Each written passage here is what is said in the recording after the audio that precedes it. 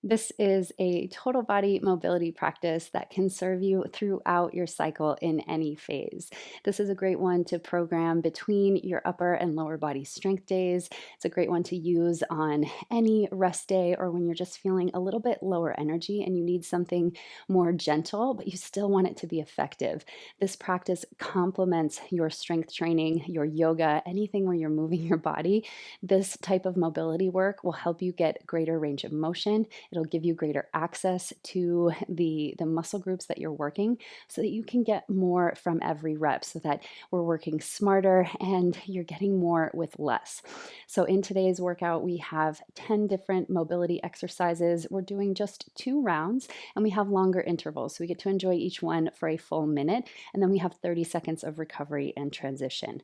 The first round we're going to complete with body weight only. So I really just want you to use that round to familiarize yourself with these different movement patterns, kind of explore new space, really use your mat as a laboratory to kind of gather information about what's feeling stuck, where you need more space, or you need to kind of dig a little deeper. And then in the second round, you have the option of adding a very light dumbbell. I'm using a 10-pound dumbbell, but you could really use something as low as like a 3-pound hand weight, just to give you that little bit of added feedback and that little bit of work, so that your body's having to do more work through that wider range of motion. That's how we cultivate better mobility. So you can grab your single dumbbell, or you can also do that second round with body weight only and just try to go a little deeper in the movement patterns. We don't have a separate warm up or a cool down for this one because it is so gentle. We're sort of at that warming threshold or lower throughout the whole practice. So it shouldn't feel too activating. You might get a little heated, but certainly not overly sweaty. This is a great one that counts as an active rest day. So let's get into it. We are going to jump right into this mobility session for today. You have 2 rounds of work, and you have the option of using a light dumbbell in the second round. So just have that handy if you want to use that. You can also go body weight only for the entire mobility session. I will get our timer started. We're working with 60-second intervals and just a quick 30-second transition, kind of rest recovery. Our first movement pattern is going to be a spinal roll. So you can have your hands down by your sides. You can even bring them to the back of your head. I want you to find that nice upright position. We'll move in just over 5 seconds here. Again, this one is without weight to start. Let's begin by sending the gaze up, send your head back, and then draw your chin to your chest. Try to keep the spine nice and close to the body as you roll all the way down to touch the toes. You can bend the knees if you need to, and then follow that same path all the way up, lifting the head, sending the chin up towards the ceiling.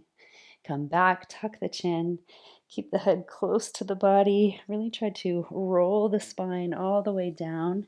You can have that slight pull in of the navel and slowly come up. So avoid making this more of a hinge movement pattern.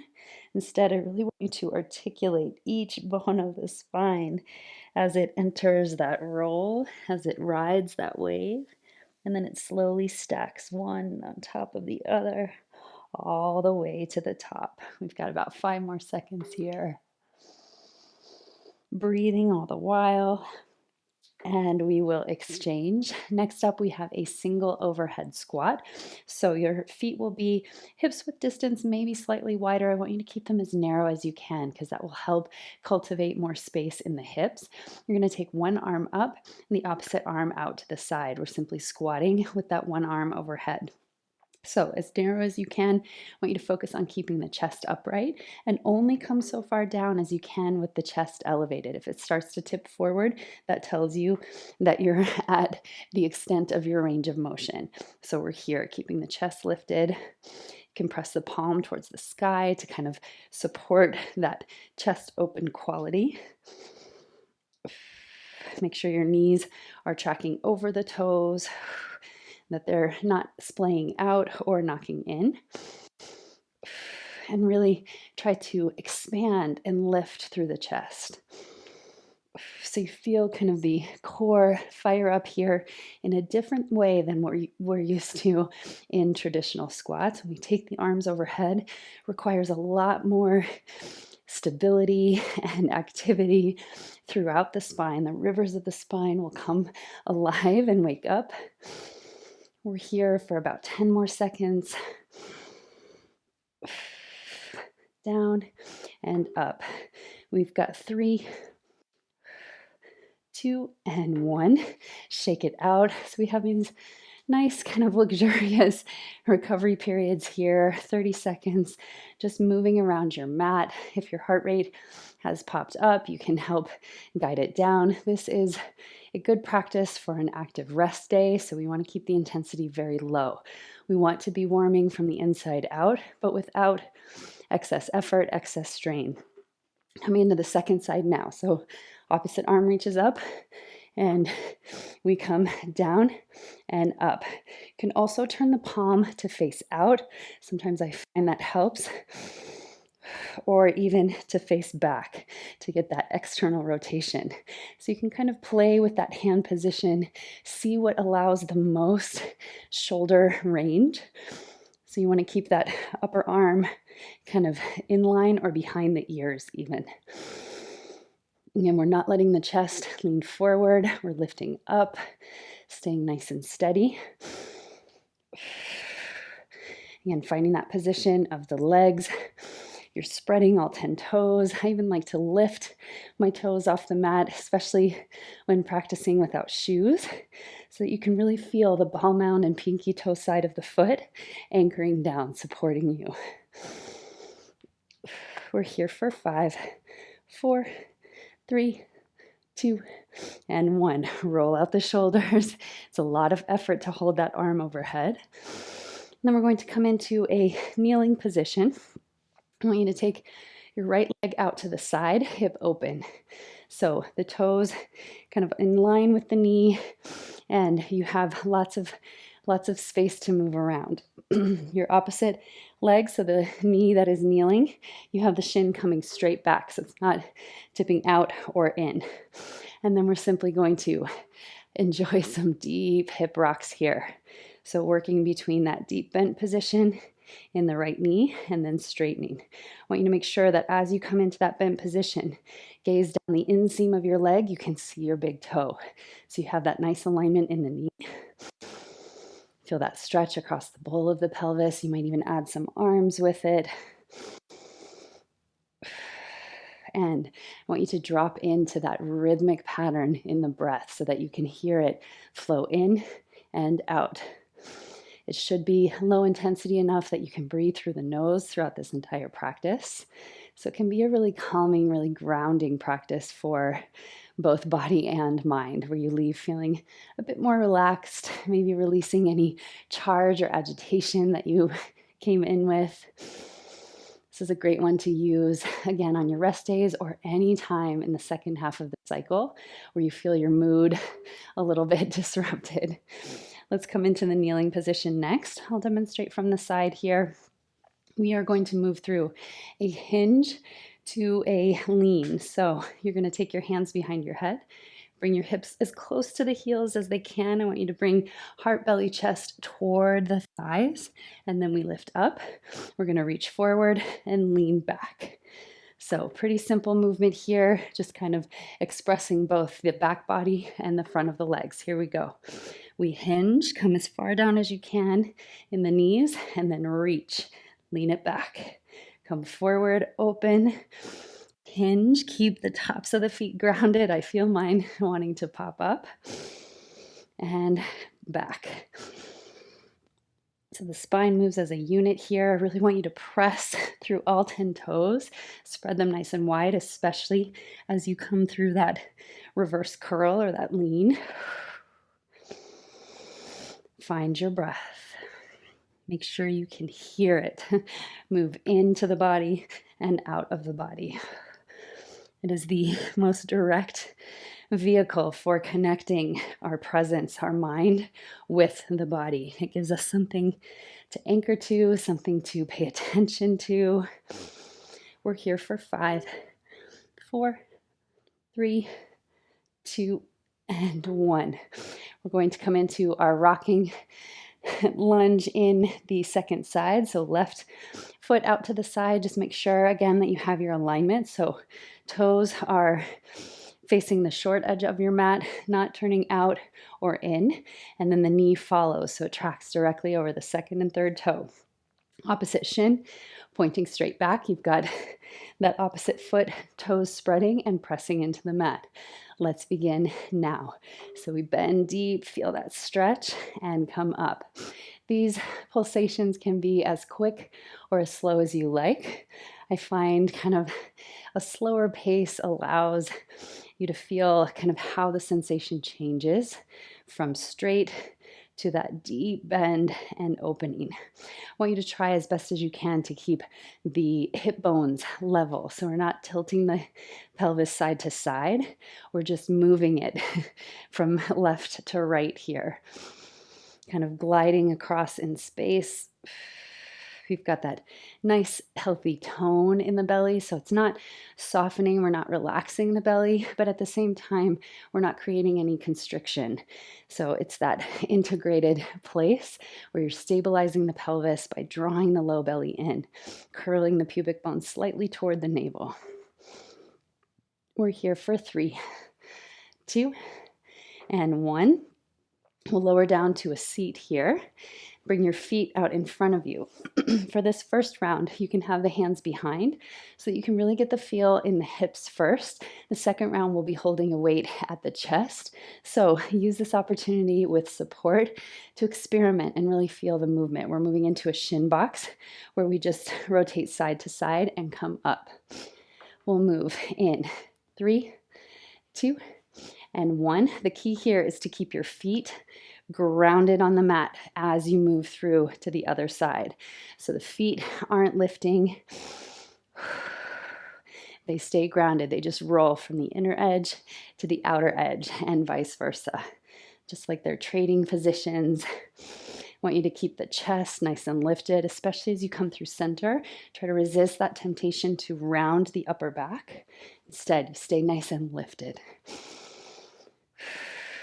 So this one, in the second round, you can add weight where you'll be in this movement really working the hip mobility, or you can keep the hands down behind you if you wish. Lots of different options to make this work for you. We've got 10 more seconds here. I want you to feel that work in the spine. It takes a lot of effort for the rivers of the spine to keep you upright. And we'll come through center. I want you to take the knees down to one side and then step one foot in close to your hips. You can be either in this sort of goddess squat position, or you can even be on the shin where you're sitting on your back heel. Just some arrangement that allows you to put one elbow to the inner knee and have some support there. We're going to take the fingertips face up towards the sky, just internal and external rotation of the shoulder.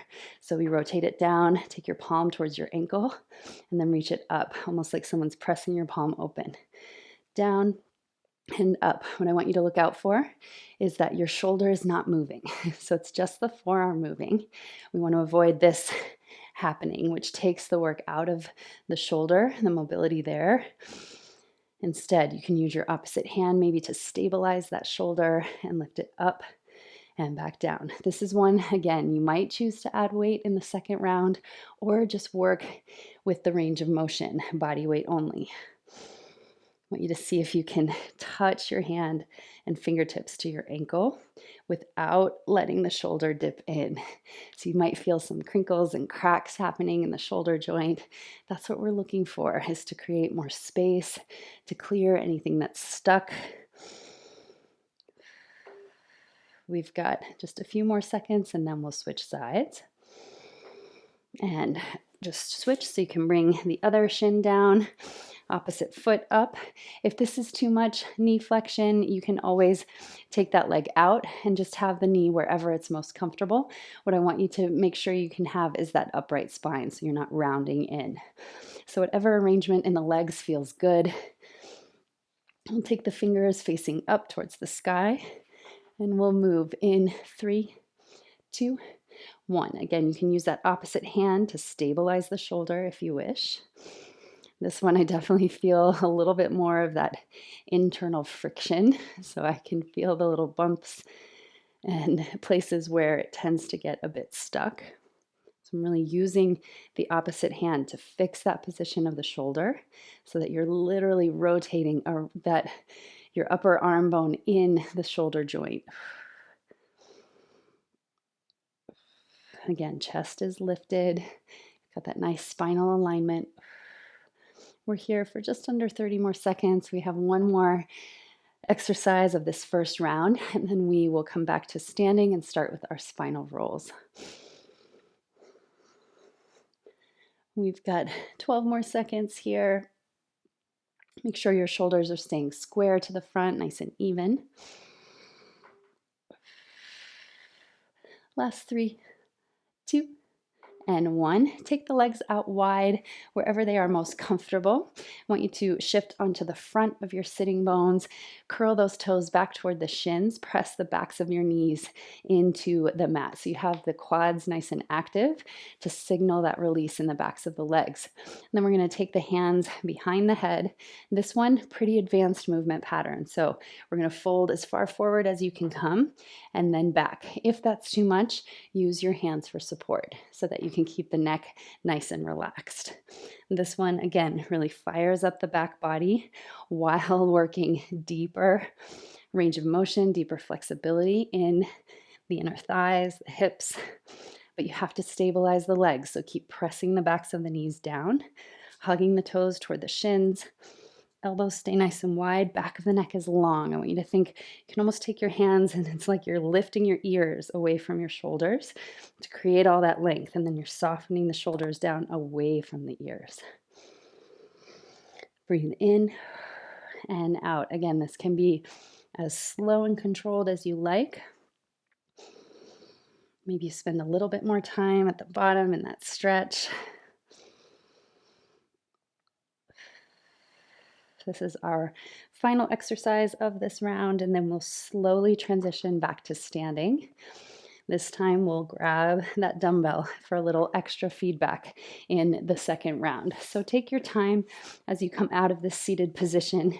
We'll slowly roll up and come to the top of the mat for our spinal rolls. If you'd like to use a weight, you can go ahead and grab it now. You'll just take the ends of the dumbbell, let it hang in front of the body, but keep it nice and close to the body.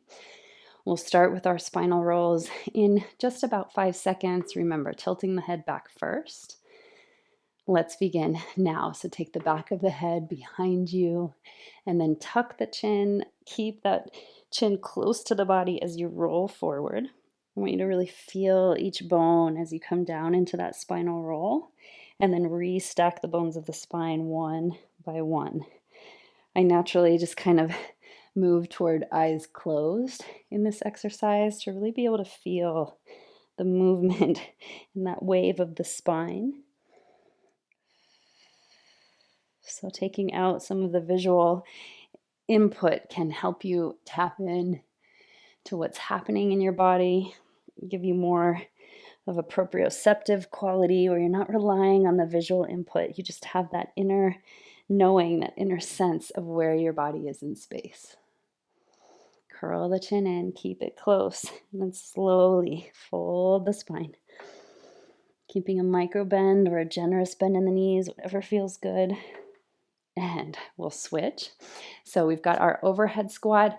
Again, you have a very light weight here, but if it gets to be too much, you can always drop that weight altogether. So again, your feet are hips width distance, maybe slightly wider to get access to that mobility in the hips. We have about 10 more seconds. So again, your opposite arm out to the side for balance. I like to have the palm facing away when I'm holding that weight. I find it helps with the shoulder positioning. Let's begin now. Take it down and back up. So if you've added weight, you're slowing the reps way down. It's going to take a lot more effort to keep that spine upright when you have that weight overhead. You should feel the rivers of the spine coming online.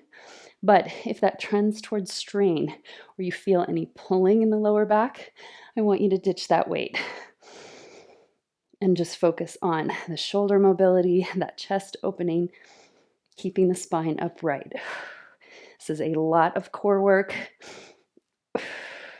sort of an unexpected surprise and delight at how much your side waist has to fire to keep that weight from tilting forward. I'm going to take a little reset here. I feel my form slipping just a little bit.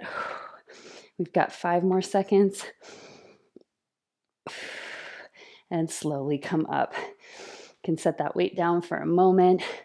Maybe enjoy a side bend, kind of recalibrate and balance the spine from left to right.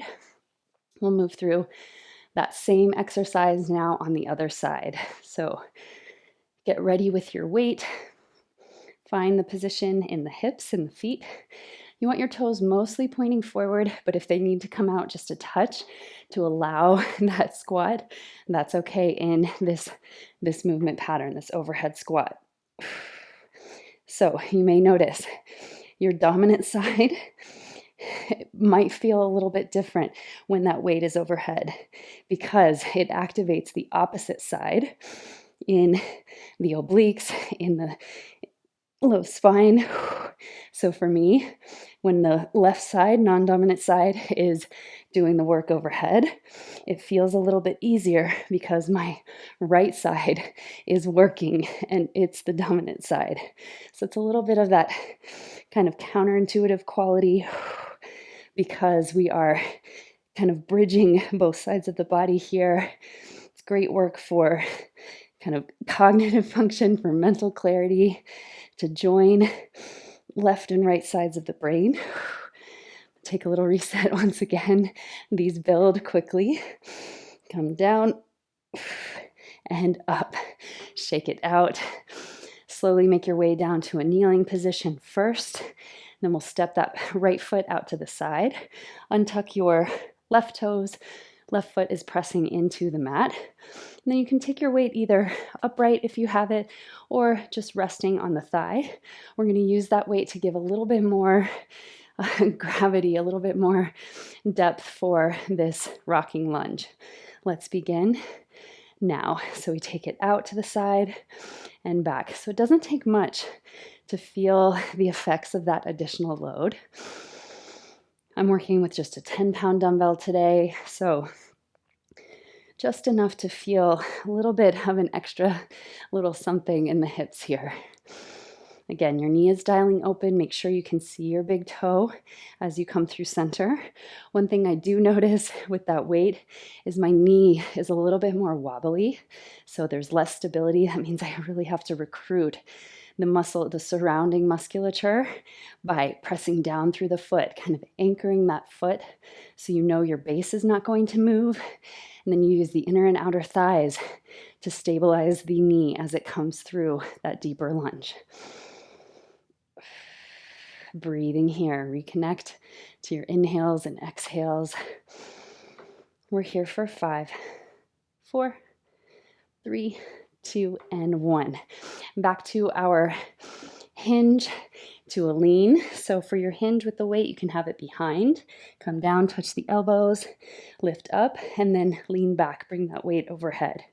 So we get a little bit of almost like a tricep extension, but it's only to move the weight. So we're really focused more on that hinge movement and then activating the quadriceps in that reverse curl.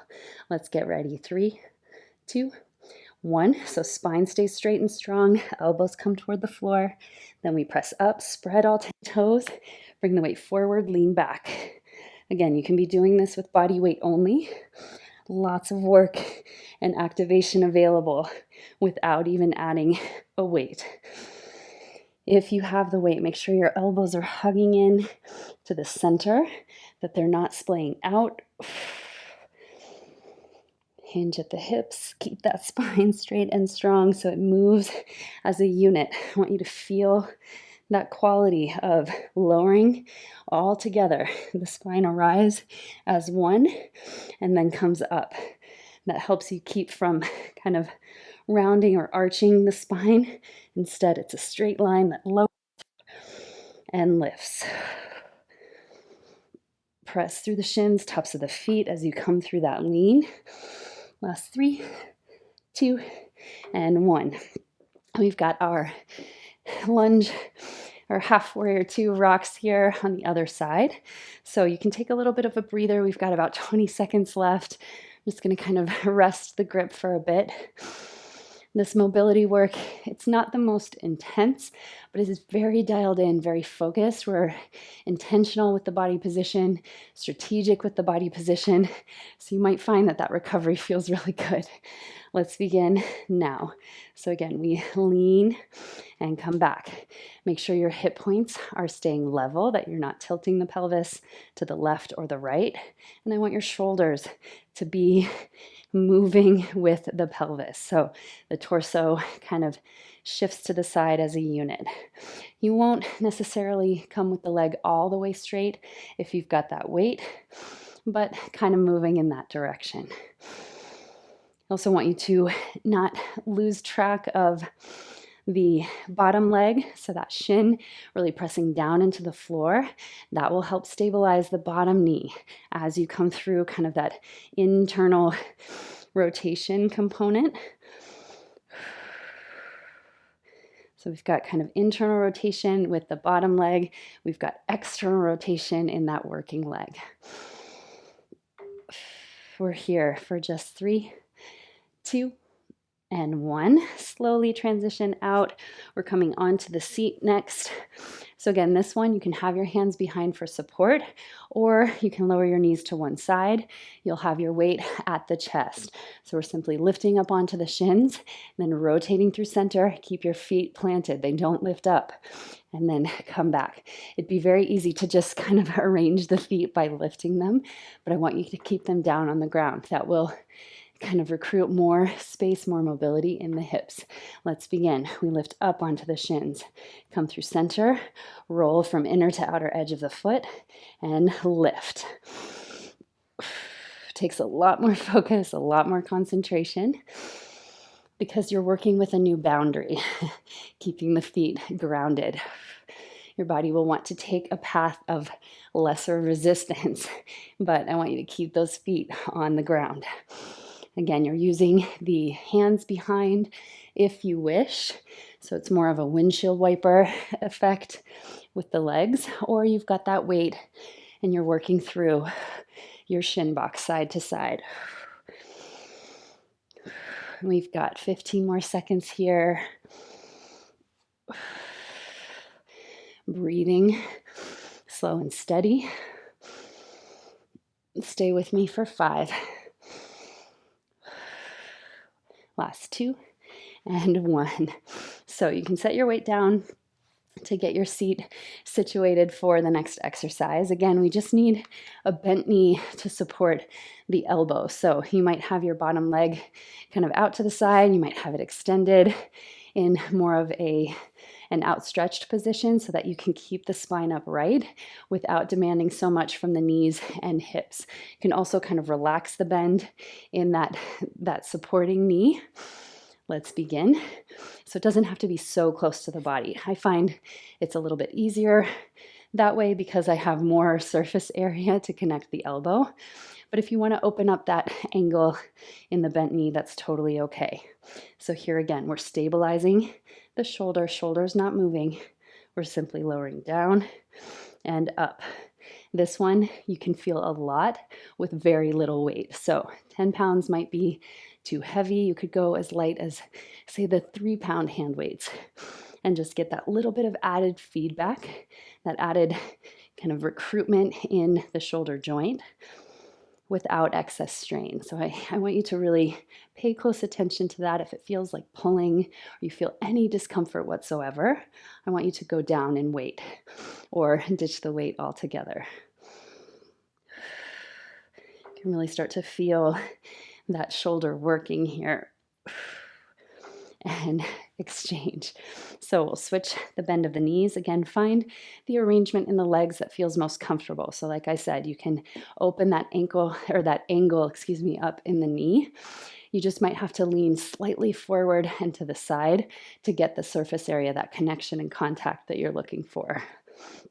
Otherwise, you can hug that heel close into the body We'll bring the weight into position, and I like to stabilize the shoulder with the opposite hand, and let's begin. Take it down and lift it up. So already after that first round of mobility work in the shoulder, I'm no longer hearing all the little crackles and crunches in this joint. So it feels more smooth. There's not kind of that stuck point. That's the benefit of mobility right there. You can take the space that you create, the kind of fluidity that becomes available, you can carry that into your heavier resistance training so that you can move more safely, you get access to greater range of motion, so you can get more from every rep.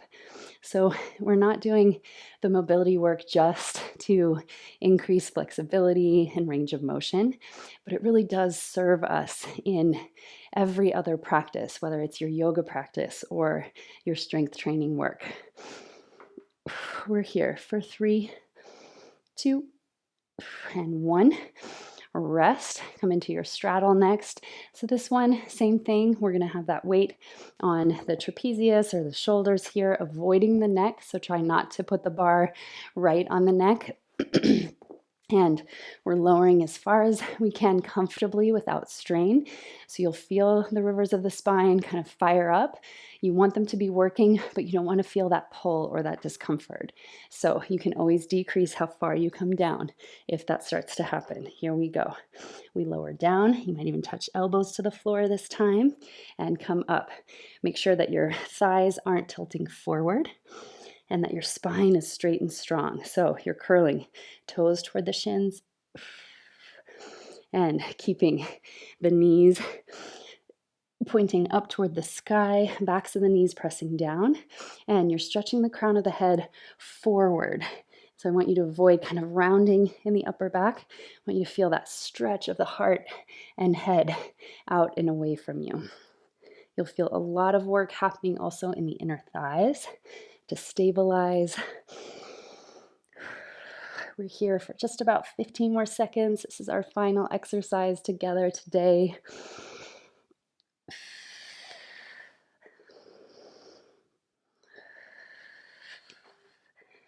Let's get one more quality rep here. And slowly come up. You can set your weight off to the side for a moment. So very low intensity. It's one that you don't really need a separate cool down. If you want, you can stay and enjoy some static stretches since you're on the mat already. Otherwise, I want you to slowly transition back up to standing by moving through each new position. Maybe you come to your halfway lift. You're kind of in a hinge position. And then nice and easy, come all the way to stand. Let's enjoy a huge breath in together. Let it out with a sigh. That is your mobility session for today. If this movement style is new to you, I want to thank you for trying it on. And I encourage you to be both patient and very gentle with yourself. Some of these movements take a long time to excavate that new space. So know that each time you practice, you might uncover a little bit more and a little bit more. Maybe today you didn't use the dumbbell at all, but maybe in a few months from now, you can move that weight and get that extra feedback with greater ease. So thank you as always for being here and for letting your body be moved.